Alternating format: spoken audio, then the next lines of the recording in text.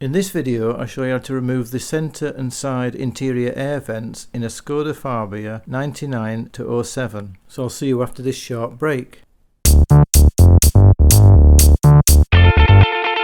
On first inspection we can see that the air vents are flush mounted into the dash with no visible signs of how to remove these.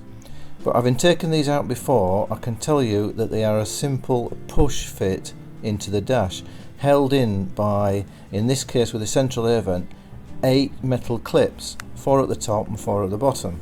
The front surface of these vents are coated in a soft feel finish that easily marks, so I wouldn't advise you to prise around the edge with a screwdriver.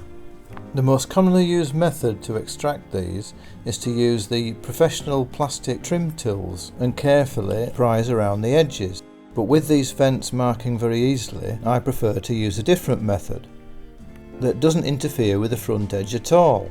And here it is, a simple bicycle spoke that you can get from an old wheel or very cheaply from a bicycle shop.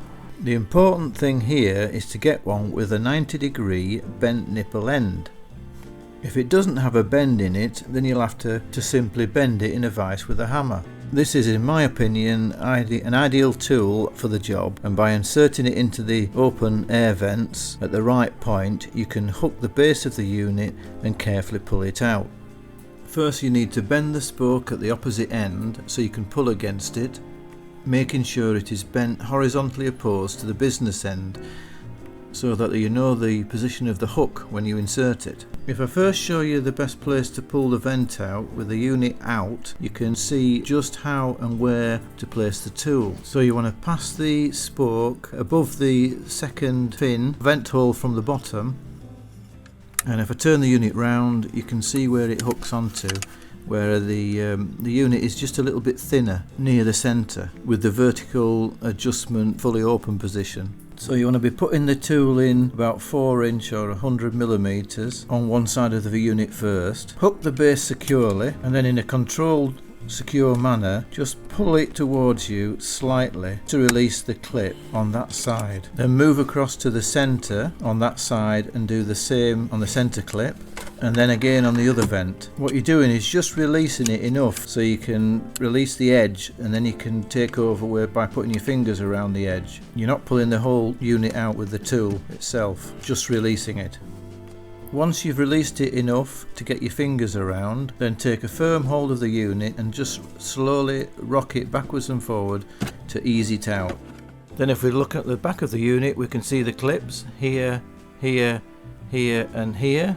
One important thing to note here is that the metal clips are really delicate and can easily break, and here are the bottom clips, so it's important to ease it out very slowly to guard against that.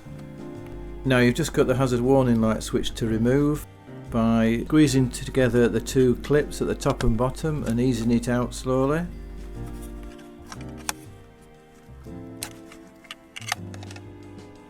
Now if we look at the recess in the dash, we can see a slight raised section at the rear of the hole, which you can feel by running your finger over it. And this is what the metal clips just squeeze past and secure the unit with, held in by a slight spring tension.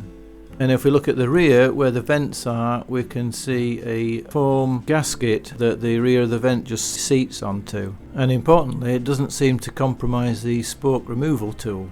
Refitting the unit, we first have to put the hazard warning light switch in, which just clips into place.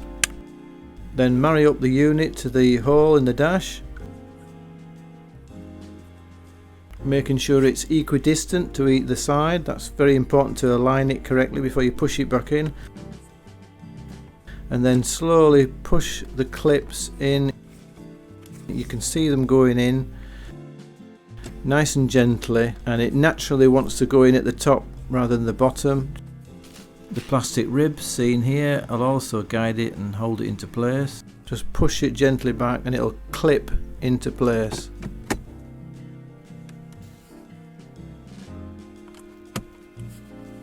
And if you're replacing the unit, here's the number of the central vent section, which I'll also leave in the description. Moving over to the side vents, the process is exactly the same. But when I took this one out, you can see that the 2 top clips have actually broken.